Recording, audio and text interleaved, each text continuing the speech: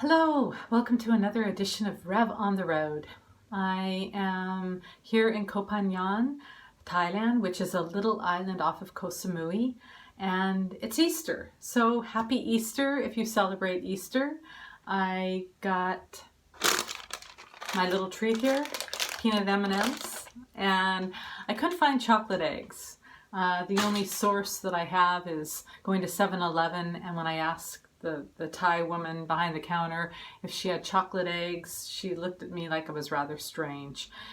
Anyway, whatever you do to celebrate, to bring a little joy into your life, I hope you're finding a way of doing that today.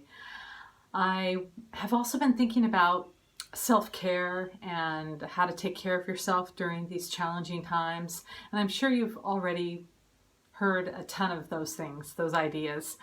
For me, I know that dancing is really important. I love to crank my music up. I'm here in my little guest house, which, as you can see behind me, is not too big, but it serves the purpose of dancing in privacy.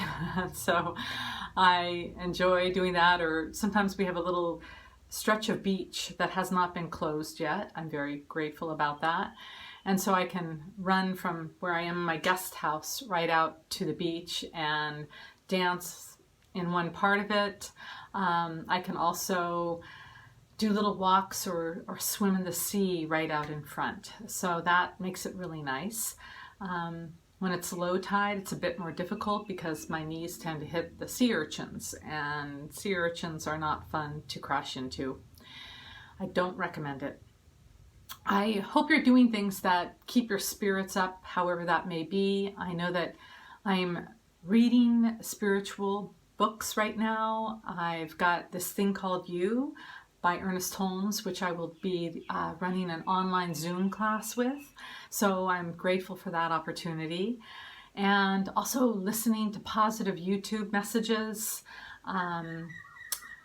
finding things that feed your soul, whether it's from Centers for Spiritual Living, whether it's Byron Katie, whatever you listen to, like Gaia channel, I also have that. Being able to connect with loved ones is also very important. I know that I've reached out to my friends and family on WhatsApp or FaceTime. So if you see my name lighting up, friends and family, please pick up. It means I really need to talk. Because as we're physically having to distance, hopefully we can stay socially connected. I know that that's really key right now for mental health, for not feeling isolated and alone. There aren't too many children here where I'm staying. A lot of people have left. There's one Israeli family, and they're really sweet. They invited me to their Seder dinner, but it would be in an enclosed area. So I had to decline their offer, but it was very kind of them. And so I miss seeing children around on a daily basis, or especially on Easter, where I've always prepared Easter baskets for whomever I am with. And now I have experienced a very different kind of holiday here, as I'm pretty much on my own, yet I know that I'm selectively being on my own more, and that it's important to be around positive people. So now you get permission to just set up your boundaries and say no to people that kind of bring you down anyway. So when you have minimal time to communicate and socialize, it's good to just stay with those people who help build up your soul. And I know that I get to it's really difficult as an extrovert, though, to not make plans and be around lots of people. Some of my introvert friends are saying, this is what I do on a daily basis. This is not a problem at all. But I recognize as an extrovert that it is a big challenge. It is a big stretch for me. So my heart goes out to you, fellow extroverts. We'll get through this, just like everybody will. Well, most people will on this planet. We're going through a transformation right now, and I am just trusting that the universe knows what it's doing, that things are going to be a lot better in the long run for everyone.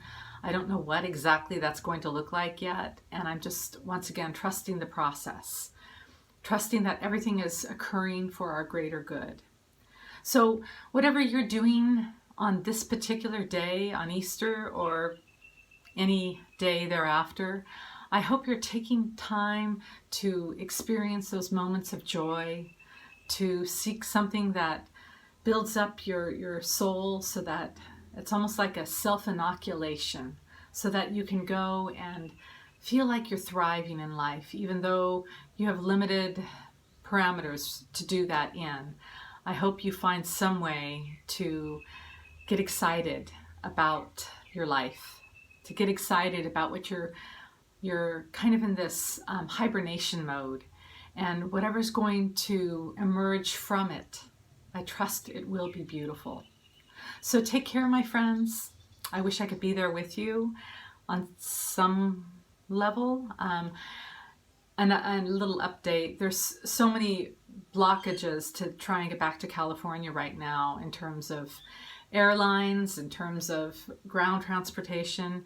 It would just be too difficult and risky for me to try and make it home, not to mention a 30-hour flight, being exposed to different germs and different airports and methods of transportation. So I think it's best that I stay put for a while.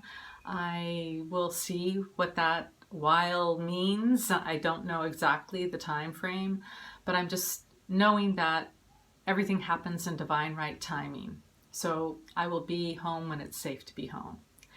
So once again, take care, my friends, and know that this too shall pass and life will go on.